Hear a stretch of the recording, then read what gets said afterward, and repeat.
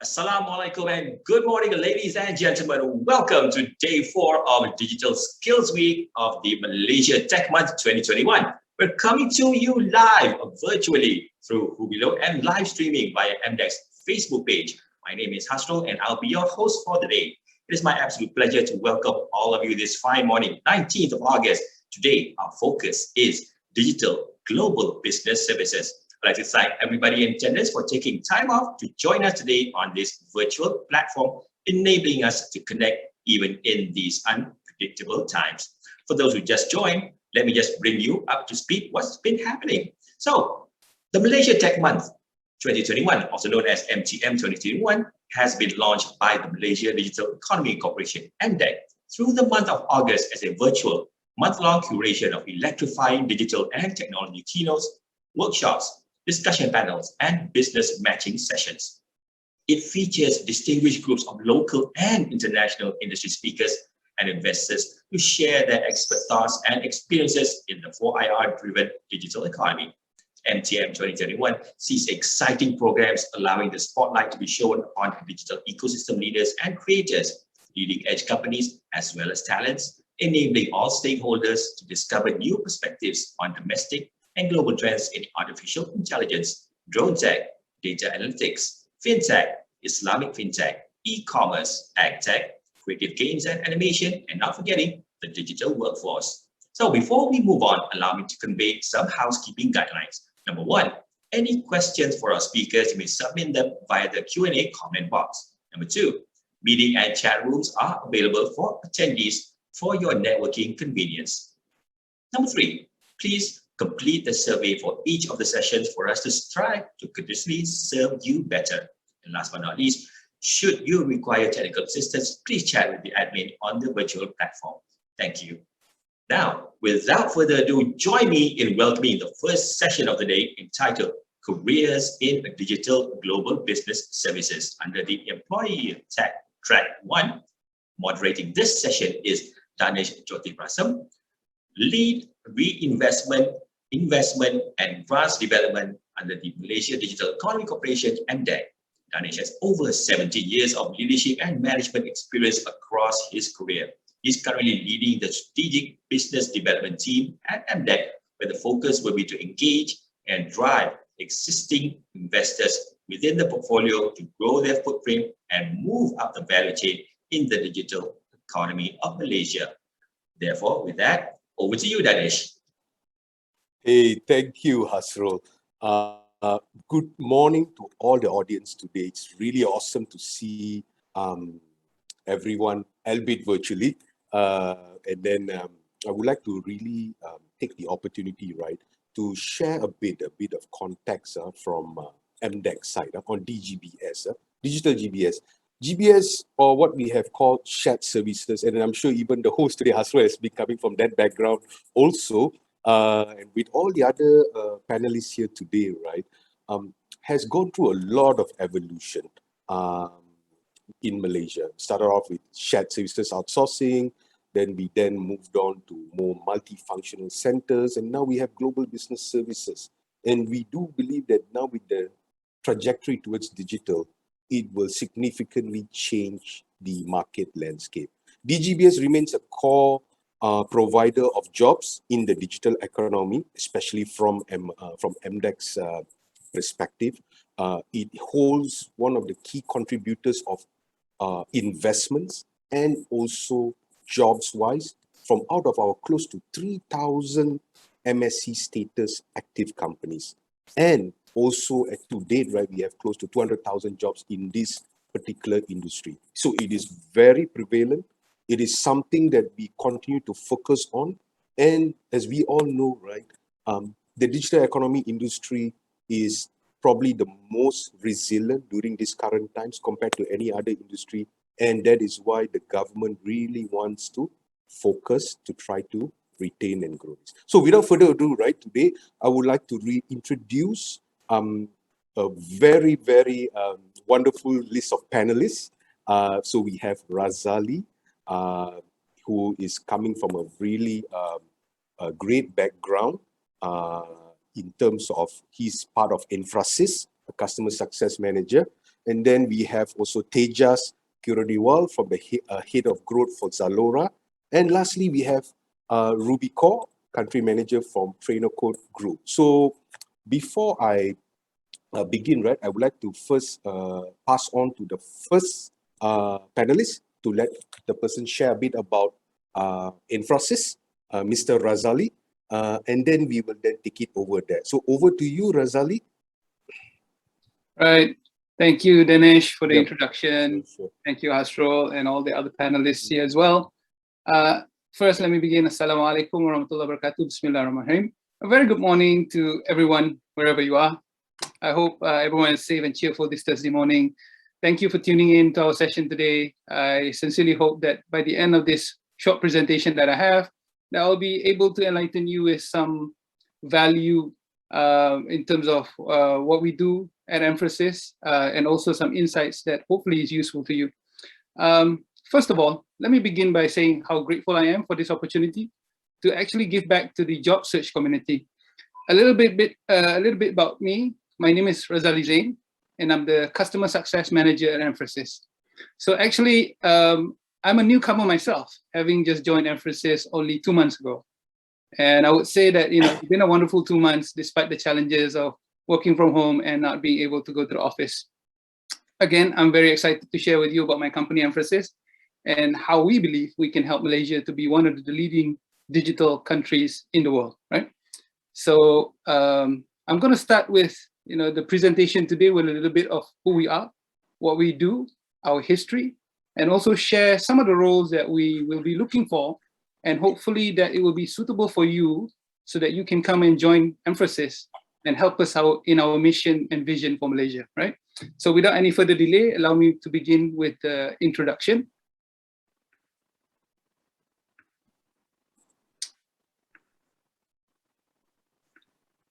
Oh, okay. Right, so this is the milestones of Enfrasys. In 2003, actually this slide is the previous slide, but anyway, starting in 2003, we were incorporated from the beginning as a Microsoft partner. And in 2004, we were appointed as the Microsoft large account reseller. Basically, that enables us to sell licenses to mid-size and enterprise accounts through a special program that Microsoft has. In 2005, we were certified by Microsoft as a Microsoft Gold Partner. And in 2008, we were awarded by Malaysian government as the National Systems Integrator, right? As we managed to demonstrate and prove our expertise in delivering quality solutions in one or more specialized areas of business. Moving along, in 2010 and 2011, we achieved 6 Microsoft Gold competencies. And as of today, we have a total of 13 out of the 18 Gold competencies in Microsoft. In 2014, we actually migrated our first customer. I believe it's also the first in Malaysia. If not, we were one of the earliest to do so. We migrated them to the cloud in 2014. And in 2018, we won the Malaysia Partner of the Year award.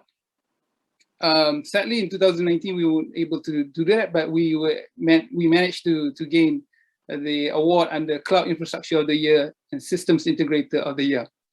And 2020, we won it again as the Malaysia Partner of the Year award from Microsoft. So Enfrasys at a glance. To date, in 2020, we've made almost 40 million ringgit. We're a 100% Malaysian company. We have over 4,000 customers in all different kinds of segments, including enterprise ELCs. To date, we have over 80 engineers and sales teams, and over 35 of those are certified in Microsoft core competencies. Just to give you a little bit of overview, last year, 2020, we were only 40 people strong, and we've also already doubled the numbers in our company, right? We have over 18 plus years as a Microsoft authorized licensing solution provider, over 20,000 users and 500 servers to date migrated to the cloud. So Enfrasys has been awarded by the Malaysian government as the managed service provider under the My Digital initiative in February 2021. What we do is basically we help the government to adopt cloud practices, adoption frameworks, and also transform the business needs for the government. Here's also a list of our certifications and awards that we won in 2020, as I mentioned earlier, and also in 2018 as the Microsoft partner. So who are we looking for, right? So yeah, we have various roles that we are looking for. Some of those are in the finance and human resource roles, as you can see here. And also, of course, we're looking for internship on all these roles that I've listed down here, right? And I would encourage anybody who's interested in our company to visit our website, emphasis.com/careers, and would send their resume directly to our human resource, careers@emphasis.com.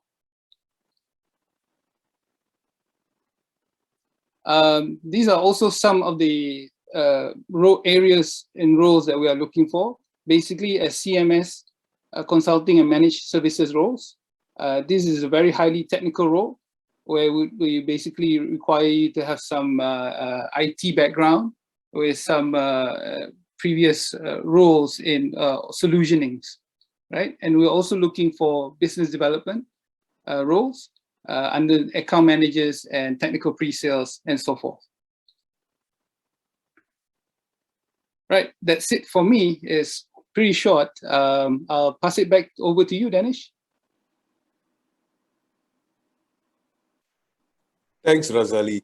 That was really a very concise but straight to the point in terms of what Enfrasys is actually doing, and especially as being a strategic partner to the government now, as part of the whole Malaysia Digital Blueprint and etc. with the cloud offerings and all of this.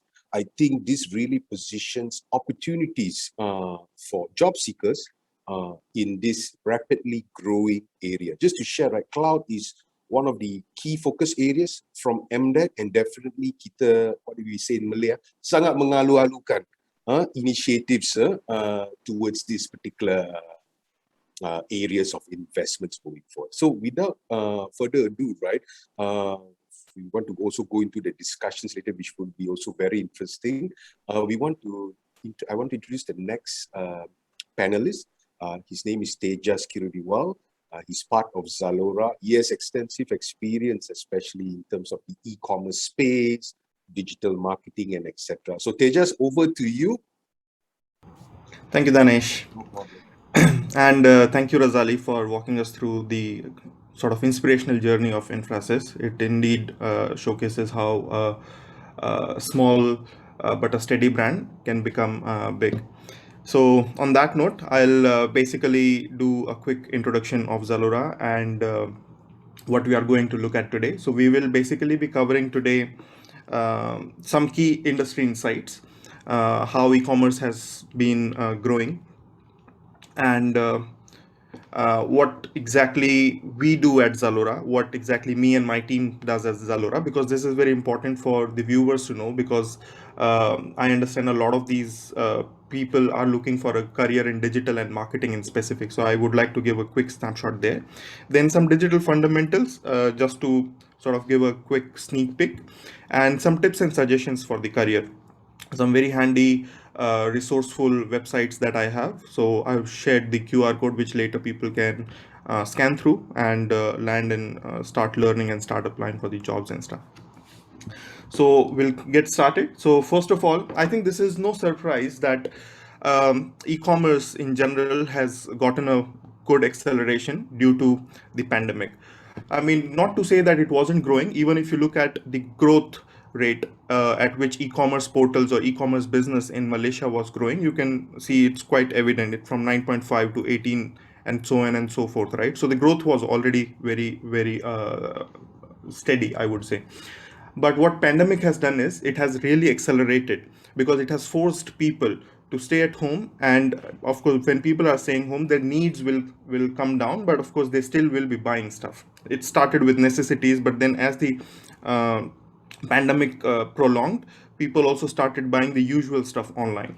So I think this definitely is a trend here, which is here to stay. Why? Because what it does is it provides us with a kind of convenience which we have never experienced before. I mean, the younger generations, of course, will look for are comfortable with e-commerces, but even if you look at people who are 35, 40, 50 plus, they also are adapting to the e-commerce, and this trend will be here to stay. What is interesting here now is that we always said that, okay, items or categories which should be purchased by walking into the store and by feeling the material and things like those, I think that sort of a barrier or that sort of notion has been broken now. So if you look at Malaysia specifically, 1 in 4 RM that is spent goes for shopping fashion. So that is basically your apparels and footwear, which traditionally you always wanted to go in the store, wanted to feel the cloth, wanted to try it on and stuff like that. But I think that is breaking now. Of course, there can be arguments against whether does it give you the same kind of a feel, and does it require the customers to go back and send it for the replacement or exchange and stuff like that? Yeah, that is there, but that is where I think companies like ZALORA are taking step by giving you the free delivery and free pickup services and stuff like that, so that customers do not have to step out of their home. Also, if they have ordered something which is not their size or which is not their fit, or which something they don't like, they don't prefer, they can return for free of cost. So anyway, so moving forward, I would like to share some very quick I'm not able to change this slide, if someone can help. Yeah. Not sure if this is visible clearly, but what we have, yeah, this is better. So what we have here on this slide is we want to show that how ZALORA has grown in the recent times. So this is the Q1 result. Because we are a public listed company, we cannot be sharing the recent quarter results unless it is announced publicly by our parent company. Anyway, so we have Q1 result, and what we want to show here is that we have grown 27-28% in terms of revenue. We have grown 24-25% in terms of active customers. So the new customers and the active customers who browse ZALORA, who buy from ZALORA, that has grown 25%. In the pandemic times, there are very, very few companies, or there are very few sectors who have grown this much. What I also want to show you is that in the recent times, if you look at by category, fashion has grown 26%, electronics, of course, has grown 29%. Your toys and hobbies and non-essential stuff also has grown by 33%. Your gaming and things like these, of course, have seen better growths compared to what it has seen previously, pre-pandemic, because people sitting at home and have a lot of time to kill and whatnot. So this is what is really the fact about a brand which is sort of operating from Malaysia, also a wider e-commerce lens of ZALORA. What is interesting is with the online shopping in trend, basically we are not just looking at price, we are looking beyond price now. You'll be surprised to know that in Malaysia there are more men who shop compared to women by large. So usually when it comes to shopping, we say, okay, women shop the most, but the data says that men marginally spend more and shop more. Over 59% of the digital shoppers shop at least once a month, and I believe this data is only going to get better, right? So what's the whole point? The whole point here is that this trend is here to stay. I probably wouldn't even use the word trend. This is the new normal, as we all have said about various aspects of our life, right? So in terms of shopping and stuff, this is what here to stay. And when we say it is here to stay, it sort of opens a lot of opportunity for the people, because look, if there is a sector or a company or anything growing, then of course it has to be run by people. There has to be a lot of operation behind the scene, right? So that sort of gives an idea that how much this growth will mean for the job seekers, how much this growth will open the doors for those people who are really willing to change their career or accelerate their career in digital. Moving to the next slide. Yeah, so of course you guys would know about ZALORA because it's a B2C brand, it's a consumer-centric brand, but just wanted to give a bit of glimpse that we are not just based or operating in Malaysia, but we are a Southeast Asia regional brand, right? So we have footprints in Hong Kong, of course in Malaysia, Singapore, Taiwan, Philippines, Indonesia. But what is really exciting and probably encouraging for you to know is that although we are a regional brand, but two of our main departments are centralized here in Malaysia. So the marketing department, I come from marketing department of ZALORA, then the commercial department. Both of these departments are regionally centered here. So whatever work that you see for Taiwan or Philippines or Indonesia or Singapore, those decisions, those workforce is basically sitting here. Of course, the delivery and all of those things will happen at the local market level, but the brain basically sits here in Malaysia. And that speaks a volume about how Malaysia, compared to some of the other neighboring countries, is more attractive and lucrative, both for businesses and for the talent pool. So yeah, that's a little bit about ZALORA. Can we go to the next slide? Yes. Okay. So as I said, I come from marketing, and this is very relevant for you to understand. So I've put it into 4 different pillars. So within marketing, we have consumer strategy department, we have digital growth and digital marketing department, brand partnership, and consumer insights. This is very important for you to know because let's say if you already have affinity towards one of these pillars or one of the sub segment within these pillars, then you can feel confident about applying or reaching out to us because we are always hiring for the fresh people, new people. We also have internships and whatnot, right, which I'll later cover. I particularly look after the digital marketing, the second pillar, which is the biggest pillar. What we do exactly is we find new customers for ZALORA. We find new customers for ZALORA through digital marketing medium. So all the ads that you see on YouTube and Facebooks and Google and TikTok, whatever ad you see on any of the platform for ZALORA, it is basically done by my team. Apart from that, we also take care of all the organic traffic that comes to ZALORA as well. And there are a lot of tech related stuff that we are also looking after, but this is mainly what we do, basically the digital advertising. And trust me, it is not as how do I say, complex as it may sound, because look, reaching people on Google, Facebook means that you have to reach the right audience, right?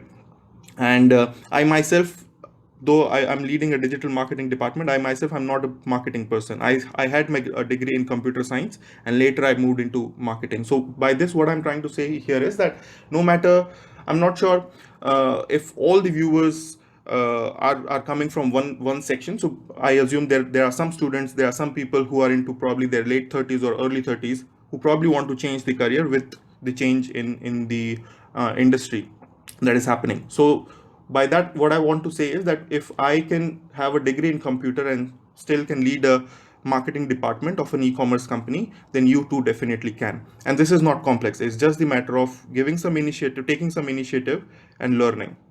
We'll go to the next slide. Sorry, can we go to the next slide? Yeah, next. Yes. So very quickly, this is a bit of knowledge piece for you. So what is ZALORA's approach to digital planning? And this honestly stays true for any company which is planning to do any sort of digital campaign. So let's say if you have your own small business and you want to take it digital, or you already are doing some sort of digital marketing, this framework may also help you. So number one, it starts with an objective. Let's take a use case. Let's not make it boring, right? So let's say we have a beauty festival coming. There's 99 shopping sale coming, and let's say it's focused for beauty. So that's my objective, that okay, I want to do sale of, or I want to increase sale of my beauty segment, and I'm running a beauty campaign. What is the audience? So based on my objective, I'll define the audience. Let's say it's all girls between 18 to 35. Then we based on that, we decide the channel, that okay, if it's all female between 18 to 35, which channels are they really browsing? TikToks, Instagrams and whatnot. Then we decide the ad formats. Then based on that, we decide the budget. So it's all reverse calculated based on how much audience we have, and so on and so forth. Then comes the timeline, execution, reporting. Based on the reporting, we take the insights and implement it in the next campaign as well. We go to the next one.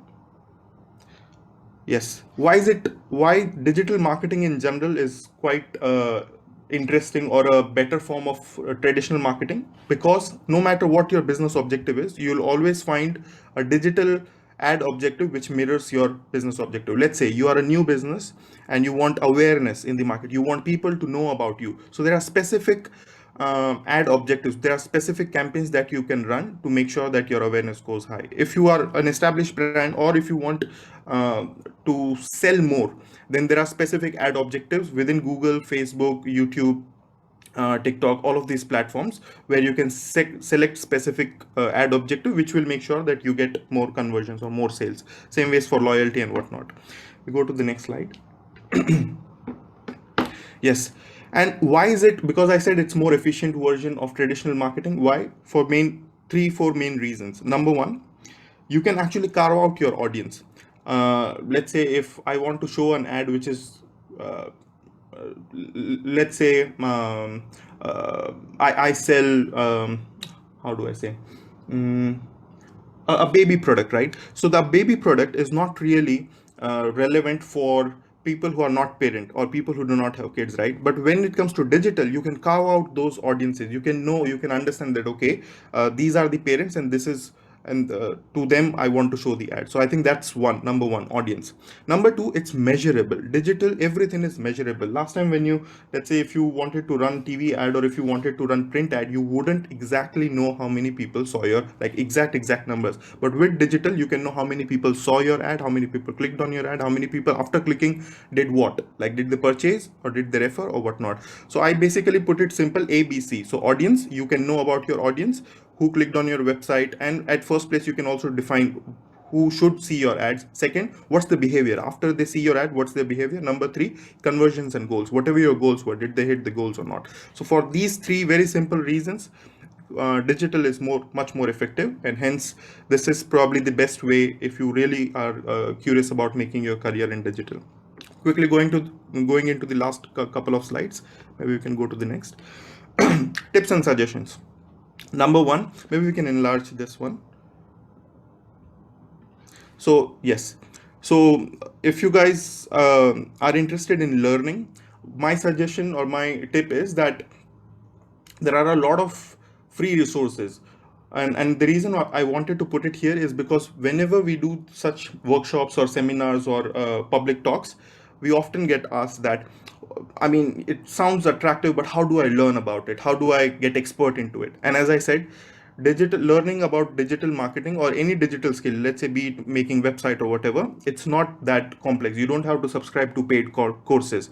There's a quote which says that the best things available in the world are available free. So that stands true for learning as well. So if you scan the first QR code here, you land on one of my LinkedIn posts where I've listed all the free websites. Some of them are premium as well, paid courses as well, but most of them are free, and they are free from players like Google. So Google is giving a free course, Facebook is giving a free course. There are a lot of other big players who are giving a free course, and you can learn at your own pace.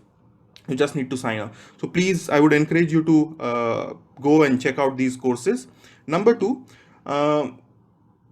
based on my experience, what I've noticed, especially this is true for fresh grads and people who are on the verge of exiting college and coming into the corporate life, they are not so much active on LinkedIn.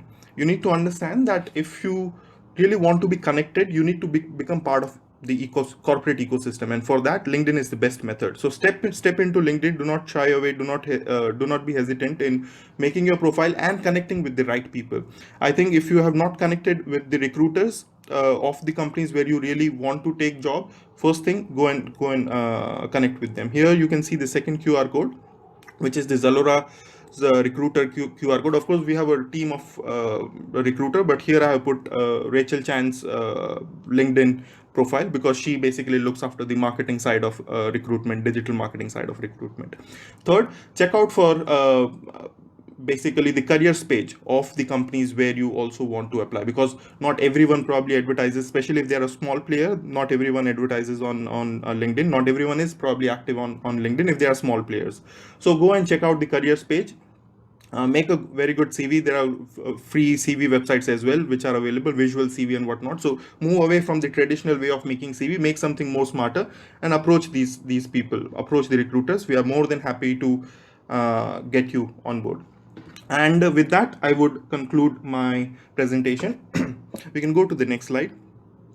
Just yeah, so we basically look forward to working with you, and as Danesh said, my name is Tejas, so please do search me on LinkedIn, and please do not hesitate asking any career related question. Also, you can reach out to the Rachel Chan, our regional talent acquisition manager, and as I said, we look forward to work with you. Thank you, Danesh. Thank you, everyone, and sorry I took a bit long, Danesh. I hope that's okay. Oh, no worries, Tejas. I think that was really, really very insightful. Especially the thing about men shopping more. You see, personally, yeah, in fact, I didn't get this online shopping buzz. But you know why I really like online shopping? It's so convenient. It You know, is. It is, and all of this, right? So I think that's a huge market, especially for men. We really don't want to be moving around here and there, I yeah. guess, you know. So, but interesting. Really like those stats. And I believe the e-commerce space, right, has been really rapidly growing. And in fact, despite the changes in the pandemic, right, e-commerce is here to stay. Everyone will still continue to shop online, and it will be already become a staple or necessity for all of us moving In, forward in this new indeed. norm time. Thank you so much, Tejas. That was very insightful. Now let's go to our very unique. We had two employees. Now we will go to Ruby. Ruby is our coming from the background as a training provider. So we have heard from the likes of both Razali and Tejas as employers. Ruby will be looking in terms of talent building. We would definitely, you will be seeing a very insightful details from Ruby. So over to you, Ruby. Thank you, Danesh. Yep. Hi, everyone. It's a pleasure to be here today. First up, yes, I also cannot get over the fact that men shop more than women, but good presentation, Tejas. They're just nice to know. First up, I would like to take you through the introduction of who we are, what we do at Trainocate. I represent Trainocate Malaysia as the country manager. We are in the next slide, I think. Okay, so we are the award-winning IT training provider, and we operate in about 14 countries in Asia Pacific, offering self-paced training as well as virtual instructor-led and classroom training. So over the last 25 years that we've been around, we have established some really strong partnerships with big technology vendors. And as an authorized training partner, we deliver industry recognized curriculum and certifications. And here I would like to highlight some recent awards. This year, 2021, was quite an amazing year for us. We were awarded as the Microsoft Learning Partner of the Year. This is a global award, first of its kind, that has been awarded to a learning partner located in Asia Pacific. Then we were also, honored to be awarded as the Google Cloud APAC ATP of the Year for 2020. And in 2019, we were awarded as the AWS APJC Learning Partner of the Year. Here I also, we have another award where we were recognized by the industry as one of the top 20 global IT training providers. So, this, you may be wondering, what are these awards? What do they actually mean? Basically, we champion upskilling for these vendors, and we ensure that the ecosystem has a ready talent pool to help employers as well as employees to adapt to these latest technologies. So moving along to the next slide. Here I would like to highlight some of the top and most sought after IT training certifications. As you can see, what Razali shared earlier, what Enfrasys is doing is a lot around cloud. And as you can see, we also offer a lot of the cloud-based training and certification. Some of the logos that you see here, like AWS, Google Cloud, Alibaba, and many others. these vendors also help and enable the digital GBS companies with digital transformation, innovation, and provide new ways of working. One notable one is UiPath. I think I will speak about this later as well. So, as a candidate, maybe you are a fresh grad, you're wondering why are certifications so important, right? Certifications are actually a really good way to validate your knowledge. So if you're looking for a job, it's a good way, after completing your degree in IT, you may be wondering, okay, what's next, right? So certification actually just brings you, gives you a bit of an advantage. So on the next slide, I would like to actually share, sorry, I think it's, yeah, let me see if I got the right slide.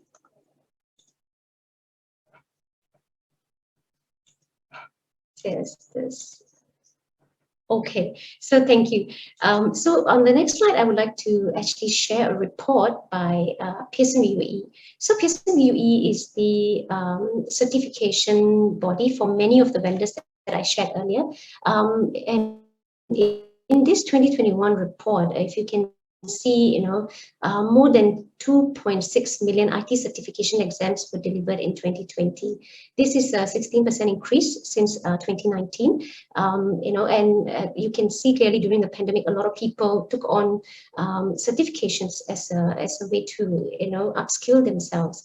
And this report also highlights some of the motivations behind these IT certifications. If you can see here, 73% of the candidates wanted to upskill themselves. This was one of the key motivation. Whereas 56% of the candidates wanted to enhance their professional profiles. Like what Tejas mentioned, when you have a LinkedIn profile, right, you have to showcase what you know. So IT certifications does help. And then another 56% wanted to get promoted. So, this report also highlights what were the ROIs of these certifications. And this report was based on insights taken from more than 29,000 candidates.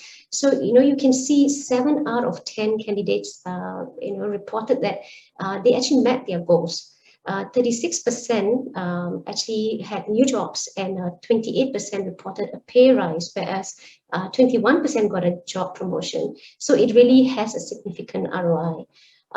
So, this is why, IT certification with digital transformation, we know that it is a really lifelong pursuit. And in the report, 86% of the candidates reported that they will be pursuing additional certifications. So, you really have to look at how are you going to continue to make a lifelong journey into, educating yourself. So in the next slide, I would like to actually highlight, how you make a lifelong commitment to learning. By doing, digital transformation is accelerating at full speed, as we have heard from many of the discussions in the last few days. The COVID-19 pandemic has also highlighted some major digital skill gaps. There is certainly a digital divide, but upskilling and reskilling can definitely reduce that gap and bring about some societal as well as economic benefits. Here again, I would like to highlight a report by the World Economic Forum. You can see here, there's a growing demand for technical jobs like data analyst, scientists, machine learning. One notable one is process automation specialist. This, is really gaining some traction. So, where you may be wondering, how do I start? Where do I start, right? I think one of the most important is self-paced e-learning. If you're a fresh grad and you are still studying, there are so many online platforms that are free. Some of the vendors that I mentioned earlier, like AWS, Microsoft, Google, they have so many free online self-paced courses that you can leverage on. Some of these come with hands-on as well. So if you can, start learning from these platforms, it will really be a good advantage for you.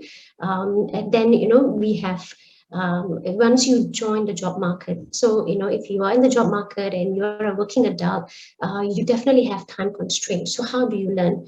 That's where, training providers like us, we offer virtual instructor-led as well as classroom training, and also blended solutions. So actually, it's limitless, right? You can learn in any way, choose the way you want to learn, but most importantly is you continue on that journey.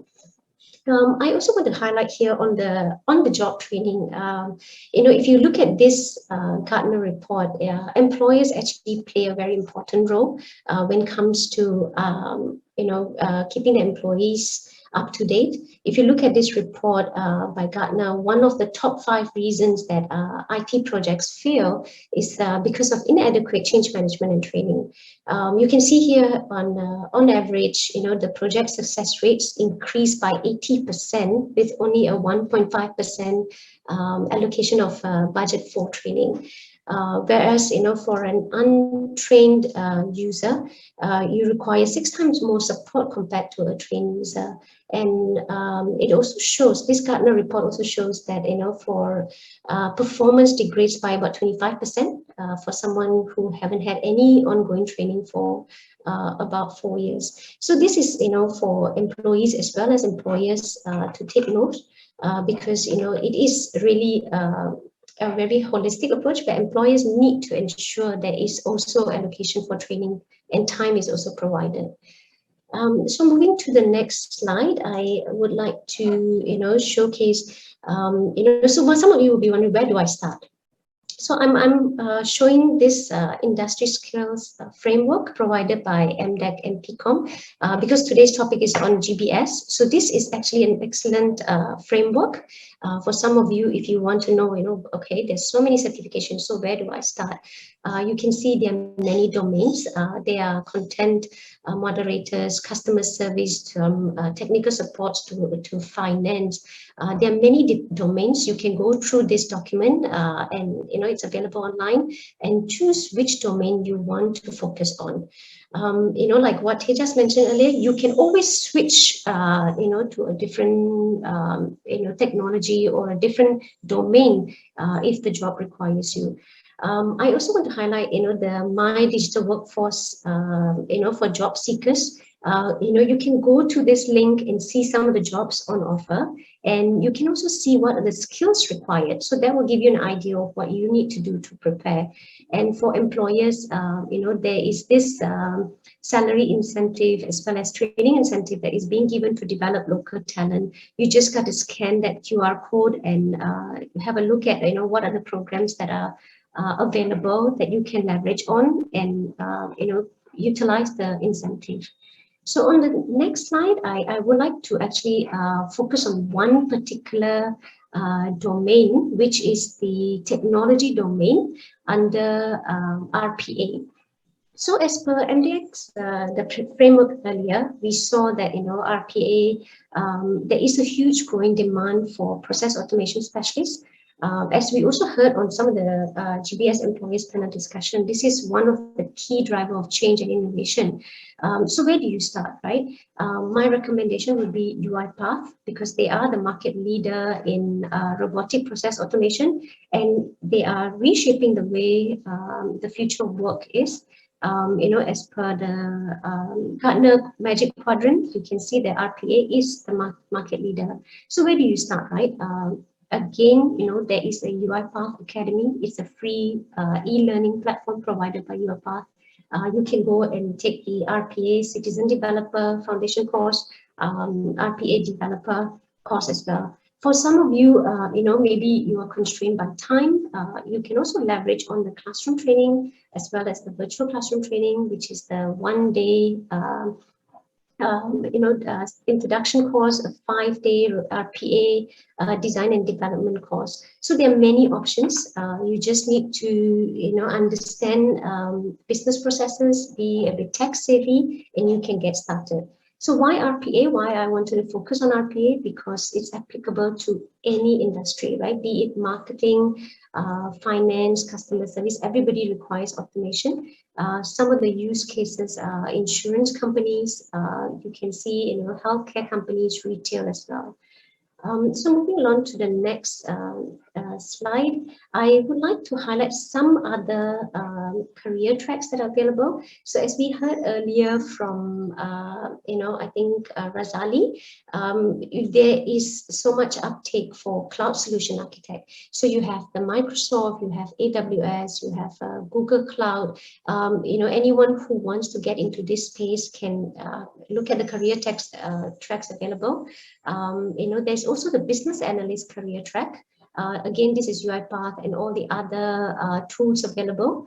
You can, look at the career tracks under the MDEC framework and decide which one you want to go for. One of the most popular one I see a lot of tech IT grads like to do is the technical support career track. So there are also courses available under this where you can start learning online, free, or even classroom training. One last one on the final career track, I've added blockchain here because we see a lot of interest around blockchain as well. So where do you start with blockchain? If you have a degree or a diploma in computer science, you're tech savvy, go for the solution architect, learn the platform, understand what it is. Then as you hit the job market, depending on what the employer requires, you can go into the different platforms. But the blockchain is not only for the fintech. A lot of people have this misconception. I've seen, I'll give you an example. If you do Google Cloud certification, even your Google Cloud certification is tracked via a blockchain platform. So that's another use case, right? So employers need to play a part here and give employees the basic knowledge so that they can come up with ideas with some critical thinking, design thinking, how they can solve certain business problems using these technologies. So yeah, that's all from me, and I will pass it back to Danesh. Thank you so much, Ruby. That was really, really, very insightful from a training provider perspective, especially when we are looking at the whole digital GBS skills framework. And then we are looking at all the tech stack. You can see, right, from all the career tracks, right, how people can actually jump from one ladder to another ladder because it's all becoming converging in the end. The whole purpose of digital skill sets is to make a workforce, which I believe, very agile in the coming times. And I think that is where the traction is going to be for everyone. And it's really scary. You shared about the job demands that are declining. You see, thinking of that, people, old dinosaurs, among all of us, right, would be very, very worried about getting into the old bandwagon in the long run. But good. I think this is very inspiring. All the audience here tuning in today, young, old, fresh, experienced, going through hard times and etc. Really, really need to take note about the importance of this. So I think now let's proceed towards the panel session that we are going to have together with our wonderful panelists. So just to confirm, we can start already, right? The panel side from the tech team. Yep. Okay, cool. Okay, let's start off first with take some questions from the audience before heavy questions from me, guys. So and all of this. So Razali, right? There were some questions from to your side, right? Specifically with regards to the clients that who was the client who actually migrated to the cloud? I did understand some of the context, but I would rather want you to explain, and also what was the reason for the movement to the cloud. Do note, right? Cloud is one of our key promoted areas. It's a big thing now in Malaysia and also the world and the region. We want to drive jobs within this particular space. So maybe share some thoughts around that, Razali. Right. Thank you, Danesh. I think that's a great question to start the Q&A session today. Yeah, so in terms of the clients that Enfrasys has that has been migrated to cloud, we, in my short presentation earlier, right, we do have a lot of those. I would just name a few. I would mention that, in terms, when you talk about cloud, there's basically three main areas of cloud, right? One is the infrastructure. The other one is a platform, and finally the one is software as a service, right? So we're talking about IaaS, PaaS, and SaaS, right? So these are all cloud solutions. So we do have a lot of those. I think I would mention Cerium as one of our clients that has gone through a data center modernization solutions with us. We also took on Bank Rakyat as one of the first bank in Malaysia to adopt the banking on cloud as well. So I wouldn't have time to go through all the clients that we have, but I think the main few reasons that most organizations actually are starting to adopt clouds is, number one, is these cost savings benefits for these organizations, right? A lot of these costs previously on premise solutions would revolve around physical costs, right? When you talk about data center, it would cost a lot of organizations in terms of space, in terms of electricity, air conditioning, manpower, the management of things. So one of the first things that companies would immediately almost enjoy the minute they decided to go to migrate to cloud is the cost saving aspects of things. Other areas that Enfrasys will be able to help organizations is on the managed services side of things, right? Once that companies have gone cloud, we would be, basically helping them to manage these resources for them effectively. And that would enable organizations to then allocate their resources to more planning and strategic development and growing their services for their customers. So these are some of the benefits and some of the clients that I think Enfrasys has throughout the past. And obviously the reasons for this change towards the cloud recently. Have I answered the question correctly? I hope.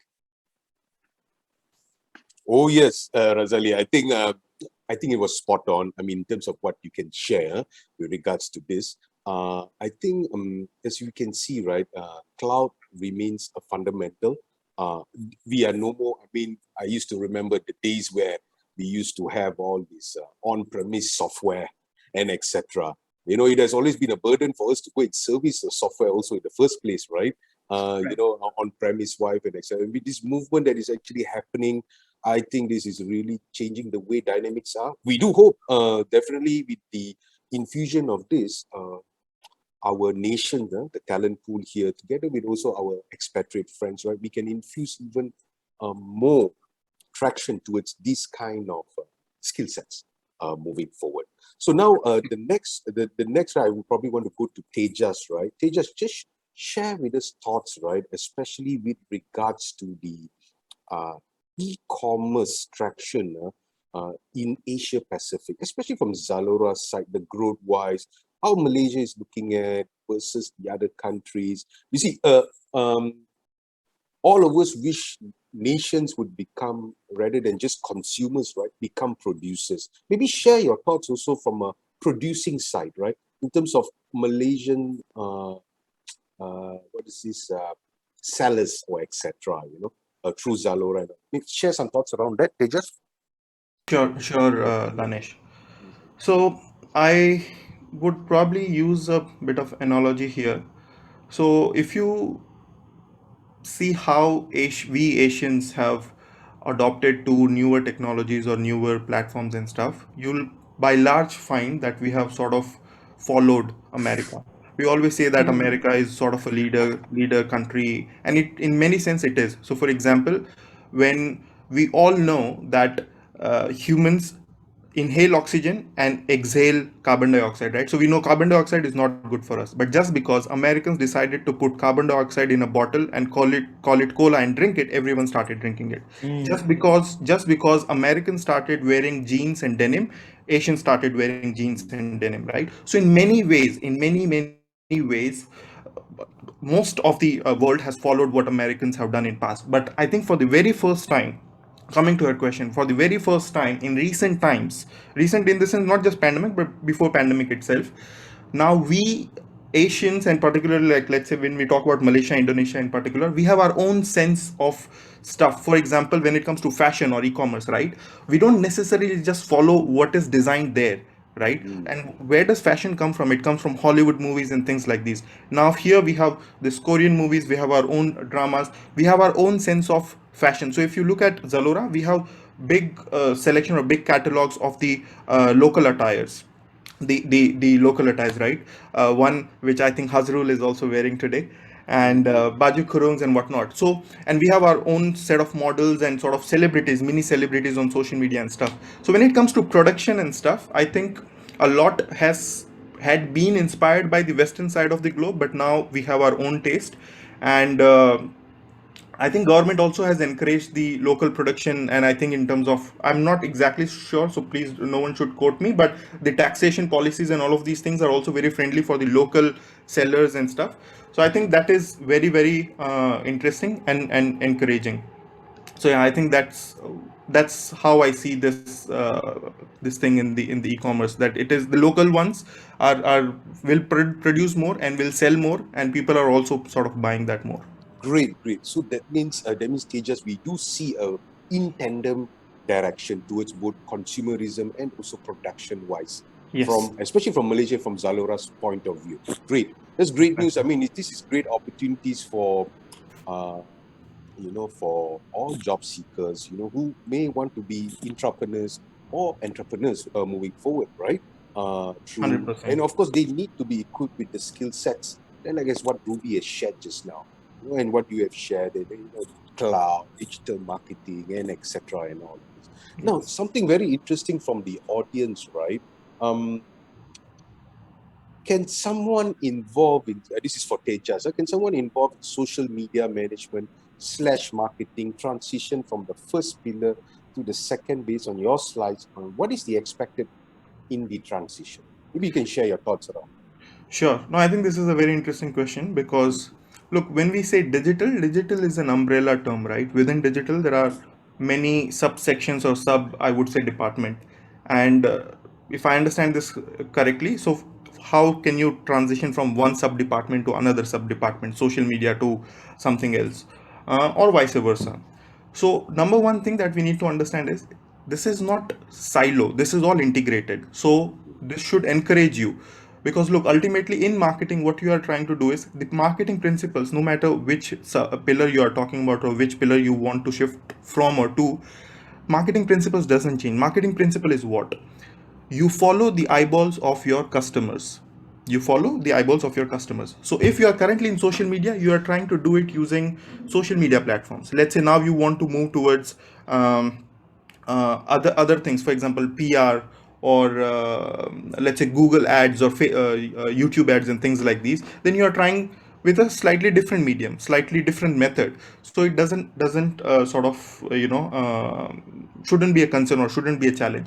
So what I'm trying to emphasize is that as long as your marketing fundamentals are correct, your existing pillar, wherever you are, your existing pillar and the knowledge that you acquire there is going to help you and get to the next pillar. All you need to require, because I think that's the second part of the question, right? All you need to require is keep learning, keep reading, keep learning, and keep in touch, and just consciously try to connect the dots between your pillar or your let's say social media to SEO, or social media to website development, or social media to running ads on let's say Google, right? So just try to connect and there are always links available, that okay, same customer, when it goes to SEO, his way of perceiving a brand changes. So what are the things that you need to change? And then I think, as Ruby also earlier mentioned, the importance of training and stuff. So I think this is very, very important.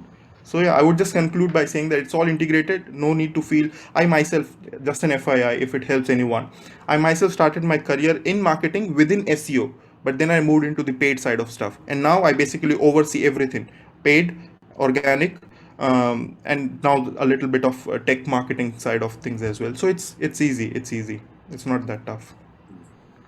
Thank you, Tejas, for that. I mean, even for myself, right, Tejas, I was actually a hardcore engineer at one point of time in Penang.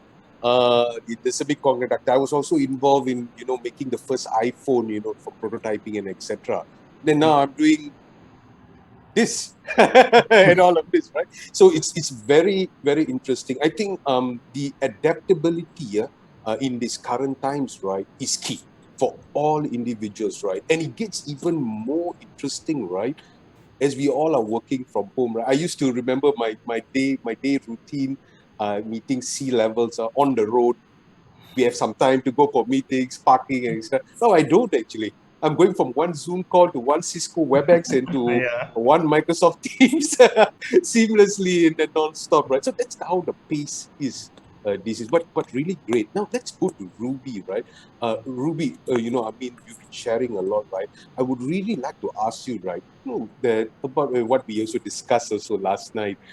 Blockchain, right? Blockchain is really hot these days, right? People are talking about it all over the world. Governments are really racing towards getting these kind of activities into respective countries. Now, as I mentioned, a key part of my role, right, is to get existing investors, right, or employers, right, to drive these activities further in Malaysia. Always the question comes back to from investors or employees, right? Where's the talent pool? Where's the talent pool? When can we get the talent pool? And they always say we want it fast. Fast, fast, fast, fast, fast. So Ruby, what is your thoughts? You see, based on the market and etc. How can we, Malaysia, right, start developing these talent pools? The government can't do this alone. We really need the help of employers. We need also the help of training providers, you see, to come in tandem towards driving these particular new sources of growth moving forward. As you can see, blockchain's applications, right, are not only just in Bitcoin or cryptocurrencies and etc. It goes beyond that. It goes to smart contracts. It goes into probably even cloud security, verification and etc. Even I heard recently a Japanese company, I was having a conversation yesterday on blockchain. They have solutions and pilots to check fruits authenticity, you see, especially when from Japan they are exporting it to China. You see, the Chinese consumer, because the Chinese economy, right, they have become an even higher gradient of affluent crowd. So they want premium goods. So they would like that authenticity, coming in from those kind of channels. So share with us and the audience your thoughts, really. Yeah, so I mean, Danesh, there is no shortcut.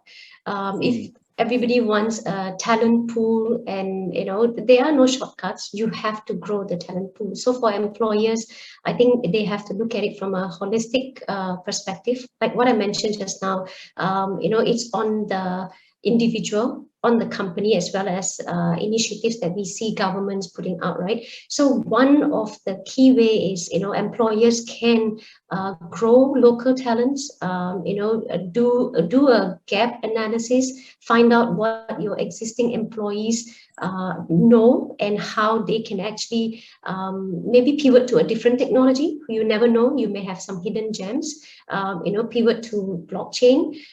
Then of course, there are so many channels to learn, but employees also need to understand that, while we are all working and jumping from one Zoom call to one WebEx call, everybody has limited time. So there needs to be this allocation of a budget, and as well as allocation of time. You have to give these employees or the new hires that you have on board to time to actually learn. So there must be some patience as well when you want to grow this talent pool.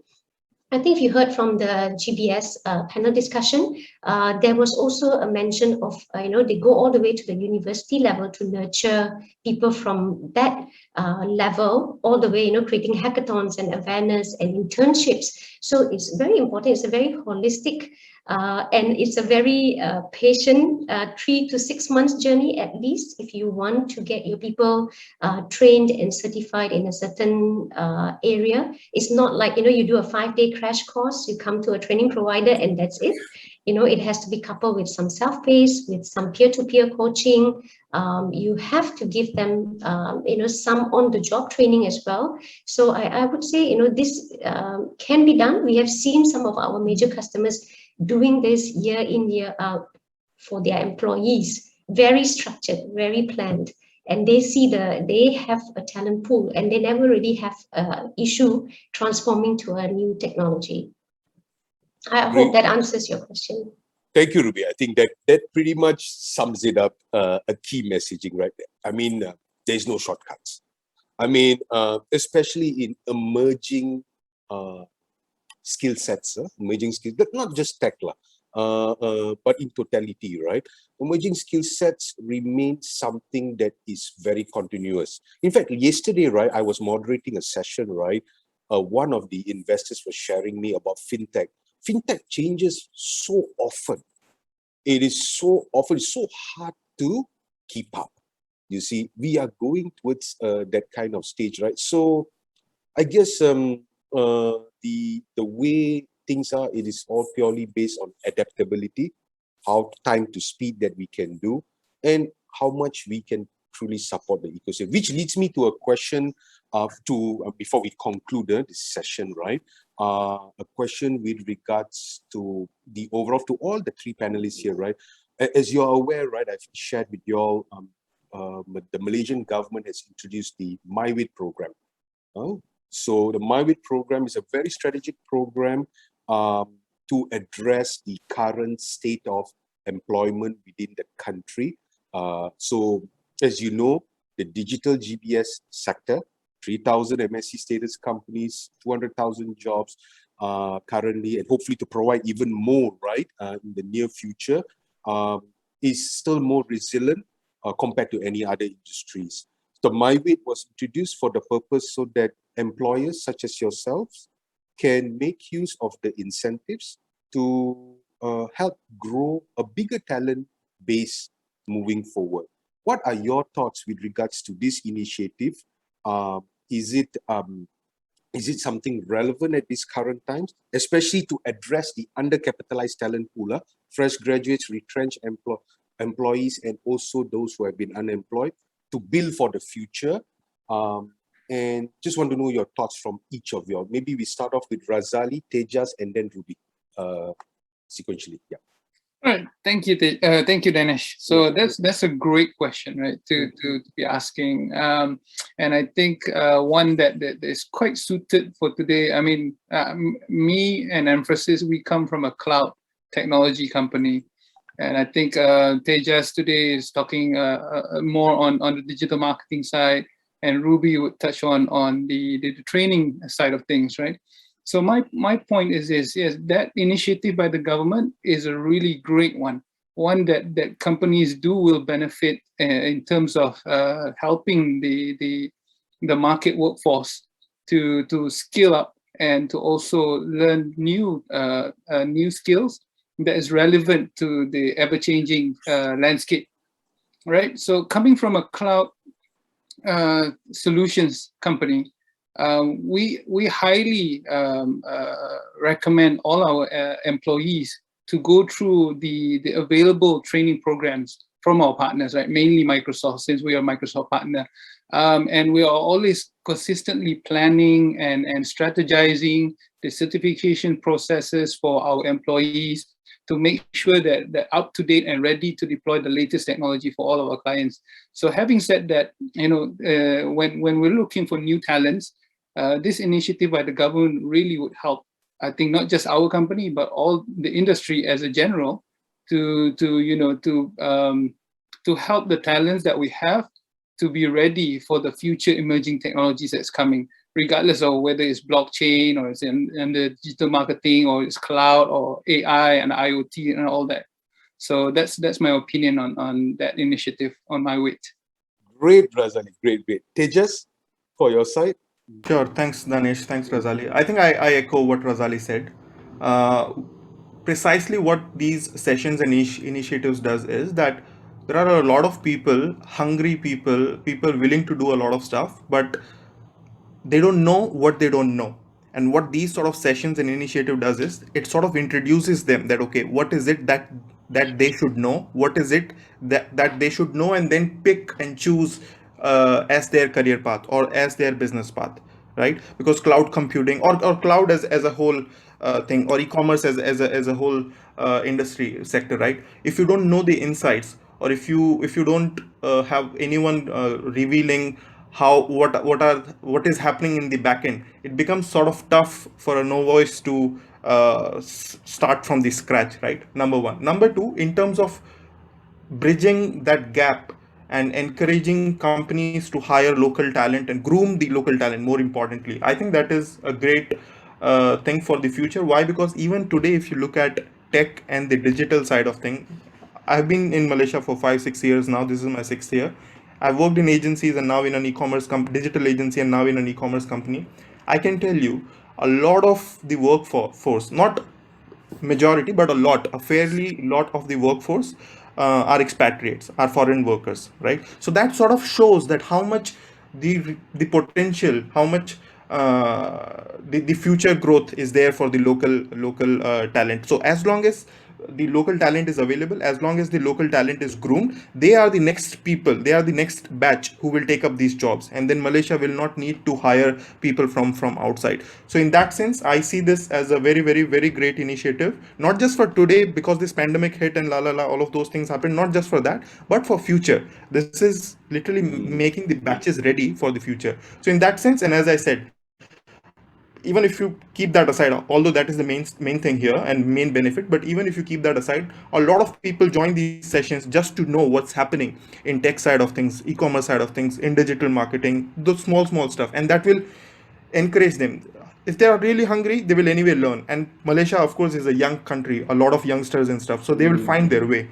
So yeah, this is very, very great, and I don't see big countries like I'm originally from India. I don't see such initiatives there, right? So this is a very, very great thing, and people should make best use of it. Wonderful, Tejas. I think you really are sending a message of hope for all young Malaysians out there.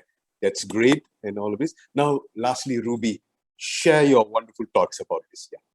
Yeah, so I think I would like to simply say that, with the pandemic, a lot of companies do have very constrained budgets, and unemployment is also high. So, when you have an initiative like this, for job seekers, they can look for jobs.